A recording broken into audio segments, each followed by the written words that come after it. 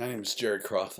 I'm a professor in California, and this dark, gloomy picture was part of a video I did last year. Okay, on September 2020, I made this video called "The Coronavirus and Global Economic Collapse," and I didn't want to make this video because I have two daughters, and I didn't want them to have that kind of a future.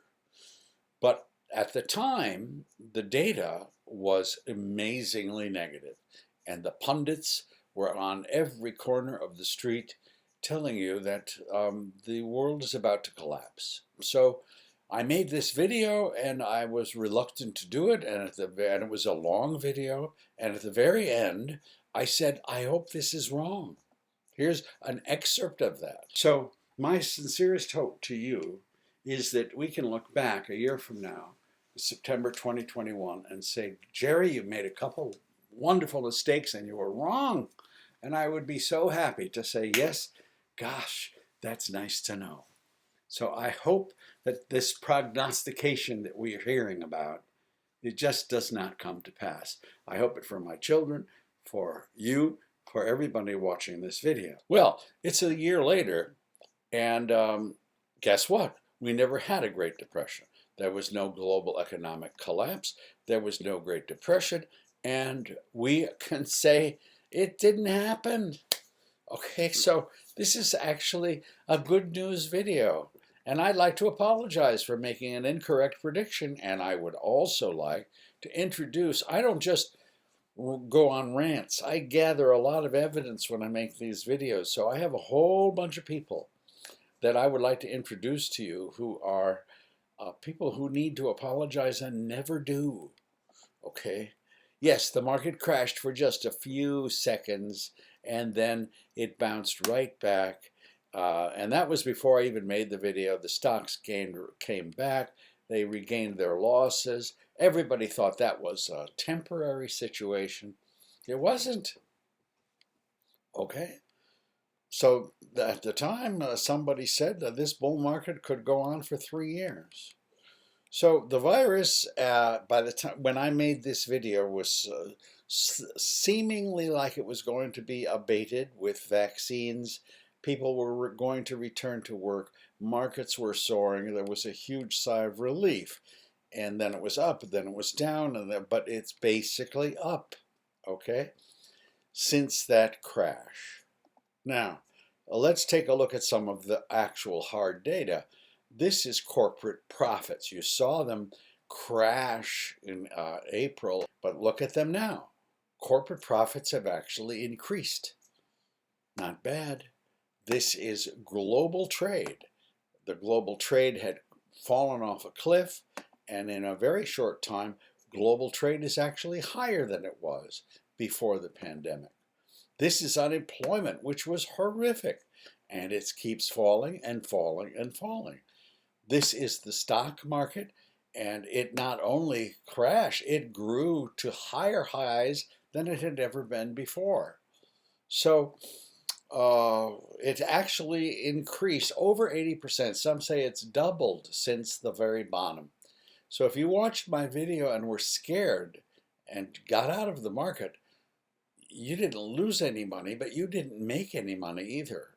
Okay, so apologies, and I'm happy to deliver them. In addition, Americans got stimulus checks and they paid off $83 billion in credit card debt in 2020. Things are looking up.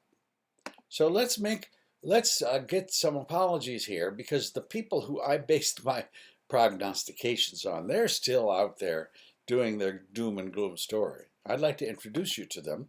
Here's one. He is a professor, a PhD, a professor of economics in finance. He was formerly the Greek finance minister. He said this coronavirus is going to prick the bubble. COVID-19 has pricked the bubble on which financial capitalism was sitting up until now.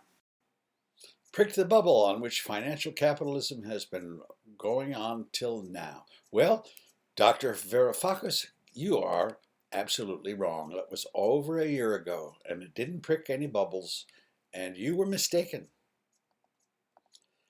This is an article that appeared in the New York Times upon which I based my video, written, and it said, this is how the coronavirus will destroy the economy. Well, that was over a year ago, and it didn't destroy the economy. And you were wrong. Let's admit it. This guy, Gerald Celent, is still on the doom and gloom circuit. This was almost 2 years before the present time. And he was telling you, my God, the European Union is going down and it's going to collapse. The global economy is going down. They're all injecting monetary methadone into it to keep the artificially addicted bull running. Well, Gerald, I think you owe people an apology. Because you were wrong. That was 2 years ago. The European Union did not collapse. This is an article in a very prestigious magazine called Forbes, which many of you are aware of, by John Malden, talking about the Second Great Depression. That was 2 months before the coronavirus was even known, so it makes it almost 2 years ago. Wrong. Sorry. How about an apology? Okay. People deserve it. This is a guy who's still on the lecture circuit, a famous investor, and he said, "Oh my God, this is doom and gloom, and it's obvious, and it's so logical, and it's so rational." And I'll start watching. And how big a crash could we be looking at? It's going to be the worst in your lifetime. I've had some pretty big ones in my lifetime. It's long. It's going to be the biggest in my lifetime, and I'm older than you know it. You know, in 2008, we had a problem because of debt. Henry, the debt. Now, that debt was nothing compared to what's happening now. In 2008, the Chinese had a lot of money saved for a rainy day. It started raining, they started spending the money. Now even the Chinese have debt, and the debt is so much higher. The Federal Reserve, the central bank in America, the balance sheet is up over 5 times since 2008. It's going to be the worst in my lifetime too. Be worried. And guess what? He was wrong. Okay?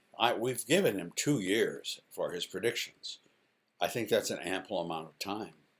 Here's a man who is the head of the world's largest hedge fund, very well respected investor. He talked about a Great Depression coming even before he heard of the coronavirus, and he said the conditions look very much like the Great Depression of the 1930s. That was 2 years ago, and he, Ray Dalio, was wrong. Apologies, please.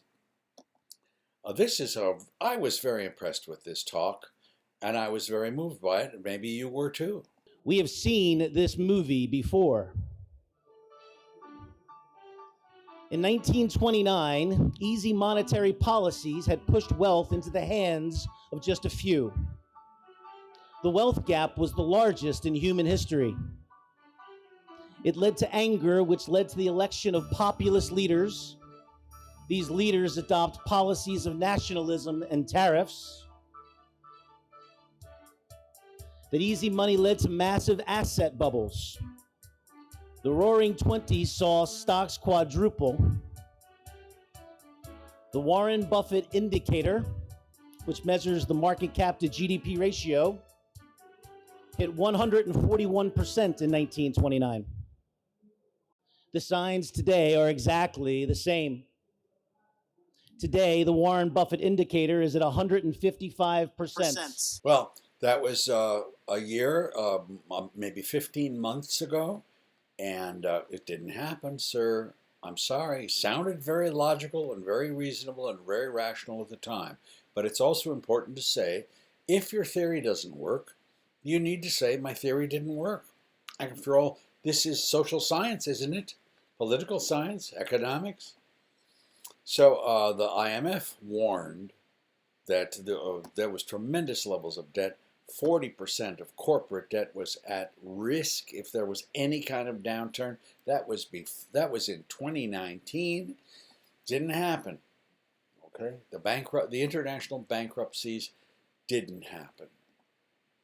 This is Gary Schilling, an economist, who said the current climate feels a lot like 1929. In June of 2020, after the market crashed and was coming back up, 51% of global financial officers said They thought the Dow will go down further than it did. Okay? They were all wrong. John Hussman, economics professor, said stocks will lose 60% of their value and people will have the bleakest future since the Great Depression. And that was over a year and a half ago, and all those folks were wrong. Okay, I don't want to overdo this, but I want to bring my evidence makers, my pundits out, and I think we should, you take a bow if you're right. Well, now we're taking the opposite of a bow. According to the Financial Times, this is of London, this is the biggest crisis the world has confronted since the Second World War and the biggest economic disaster since the Great Depression. Chief economist, Financial Times. Nouriel Roubini, well-known doom and gloom professor from NYU, said this could lead to a perfect storm that could sweep the entire global economy into a decade of despair. Wrong. A year and a half later, wrong. This is a guy who's been writing about doom and gloom for years, and he was very, very clear and very, very definitive. Because the bubble keeps going up and it seems like it can do no wrong. No, this bubble is peaking here. I've also been looking for the NASDAQ to make new highs and the S&P 500 and broader markets to only retest their highs in this really stupid bubble. I mean, for the stocks to be going to new highs in the greatest depression, downturn with the COVID-19 in history, okay, wake up. This is an alarm. Get the hell out of the stock market. If you followed his advice, if you didn't follow his advice, you'd have almost doubled your money. That was 13 months ago, and Harry was wrong. Sorry, Harry.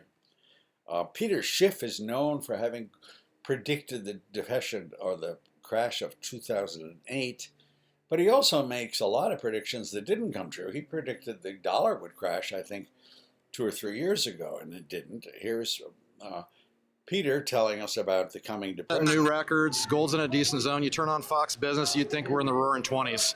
Some tells me that that's not how you see it. Well, the roaring 20s didn't actually end very well, right? Because we had the stock market crash and the Great Depression. So in that sense, maybe they're right, except it's not the early 1920s, it's the late 1920s. But also the U.S. economy is in much worse shape than it was in the 1920s. So what we're heading for is going to be something much, much worse than the Depression. In fact, much, much worse than the Depression. Well, that was 13 months ago at least. No, that was more. That was 15 months ago. Or more. Wrong. Peter, sorry, wrong. This is a guy who was the finance director under Ronald Reagan.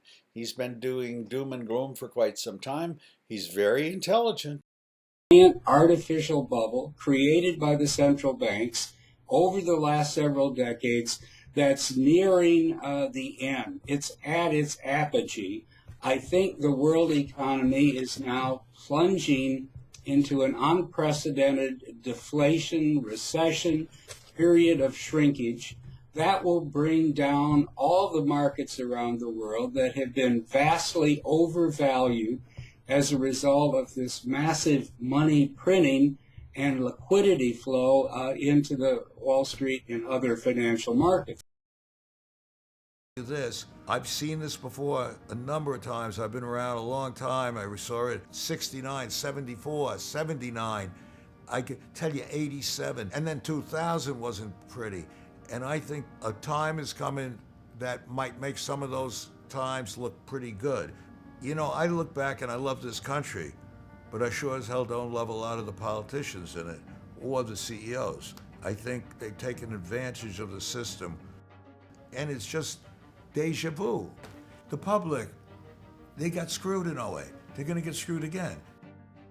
I think it was Santayana that said, those who do not learn from history are doomed to repeat it. And I am afraid we're going down that road. I'm afraid Mr. Stockman and Carl Icahn were wrong again. Okay, this is Chris Rupley, chief economist for Union Bank. At this point, it would take a miracle to keep this recession from turning into Great Depression too. Francis McDonald of Manufacturer's Life said, "We're facing the worst economic contraction in modern history." Didn't happen. Wrong. This guy, David Tice, Chief Investment Officer for Ranger Active Funds. I believe we have a depression on our hands. The Time magazine said, "The next global depression is coming and optimism won't slow it down." Everybody is wrong. I am a psychologist, so when I make videos like this and I'm out of my territory a little bit, I contact other professors. I wrote to 2 tenured full professors of international finance, and I said my typical psychological question: what's the probability on a scale from 1 to 10 of a global economic collapse within the next year? Well, one guy said from New York University, and I'm withholding their names, he said 7 to 8. 70 to 80% chance that we're going to have a global economic collapse. A professor from Utah said, "I'd say it was a 10 with certainty." Wrong.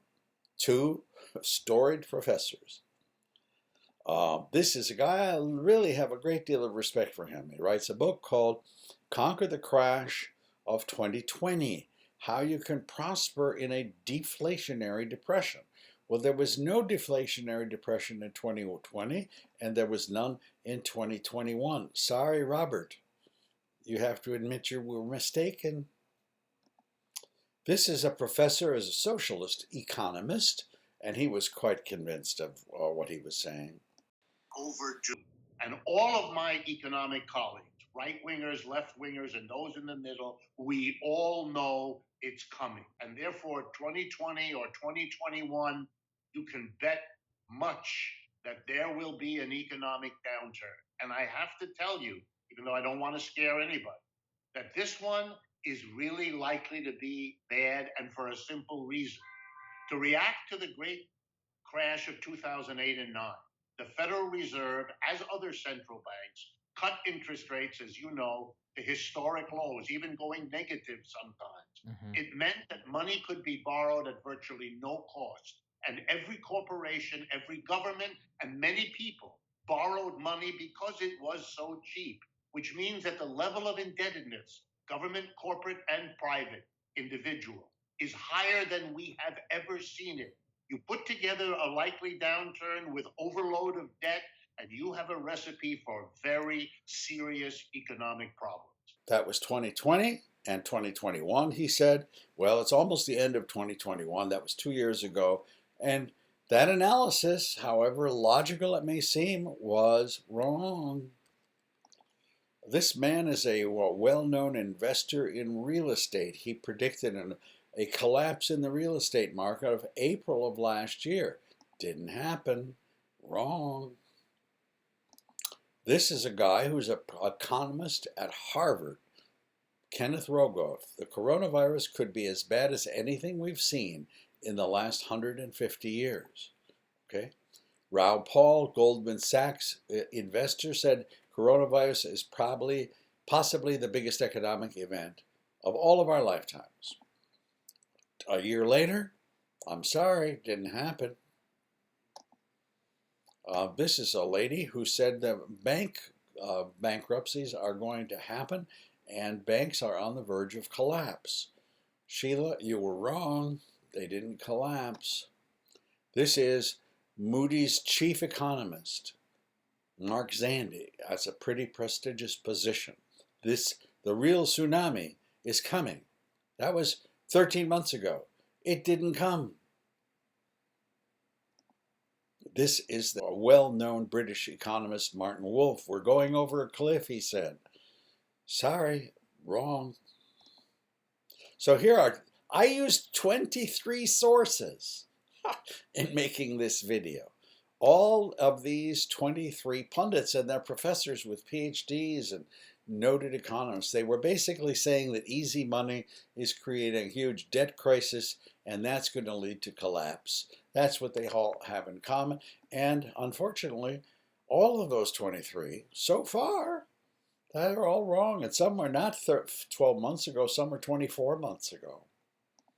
So if you look at the stock market in South Korea, it recovered. If you look at the stock market of Germany, it recovered. If you look at the stock market of the United States, it recovered. It is now higher than it was in the past.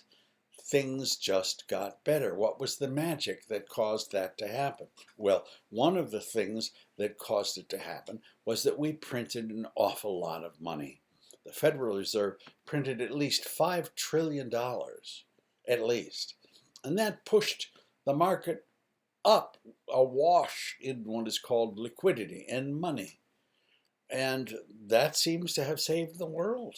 This is Scott Pelley interviewing Jerome Powell, the head of the Federal Reserve. Simply flooded the system with money. Yes, we did. That's another way to think about it. We did. Where does it come from? Do you just print it? We print it digitally. So we, as a central bank, we have the ability to create money digitally. So they created money, and they printed their way out of the crisis. I'm not exactly sure of these. I'm sure of this figure. The U.S. printed $5.2 trillion. Japan printed $2.2 trillion. I think the EU $1 trillion. China $0.7 trillion. It seems about $9.1 trillion was printed out of thin air. And we have to give these people credit. They saved the world. All right. The head of the Bank of Japan, Xi Jinping of China, Jerome Powell of the Federal Reserve, Mario Draghi of the European Union, Sayuro Shirai of the Bank of Japan, Christine Lagarde of the IMF and the ECB. They are the ones who decided to save the world from global economic collapse. And so far they have succeeded. And there were also pundits who were saying, no, it's not going to happen. Ben Bernanke said, this is not comparable to the Great Depression. This is a Nobel Prize winning economist named Robert Shiller who said, this is a year ago. This isn't the same story as the Great Depression. An investor named Jim Paulson said, and he said this when the market crashed, he said, this is not another Great Depression. These people deserve medals. Yes, they deserve congratulations. Okay? And I think we ought have an obligation to say, you saved us from this horrible disaster that everybody said was coming. Okay? So apologies, nobody has made an apology except me. But those 23 people need to come up and say, yeah, I'm sorry, I was wrong, and I hope you'll accept my apology, even though they didn't offer any apologies.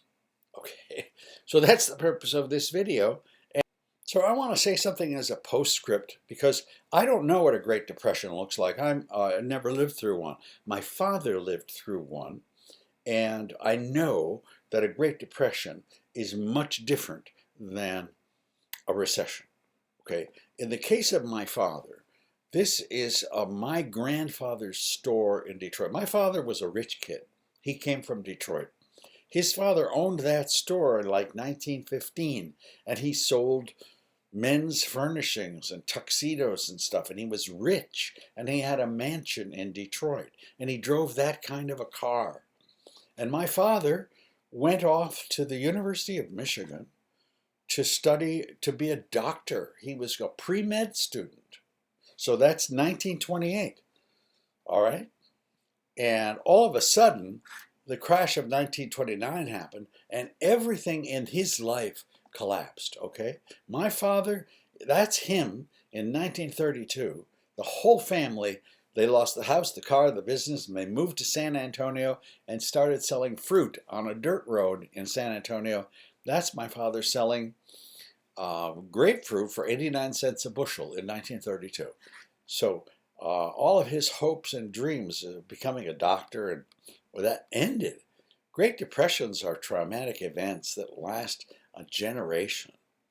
And in the case of my father, he crawled his way back with my mother and went to the Southern Illinois College of Optometry and became an optometrist. Took 10 years to do that. And he had two sons, my brother Jim and me. And Jim and I graduated from the University of Michigan more than 25 years later. My father never did, but we did. Okay, so it's 25 years to recover. And if you look at the stock market, it got back to its 1929 level in 1954. It's a 25-year chunk of your life. And I am so glad that that did not happen. We dodged a bullet. Let's hope there's not another one on our way.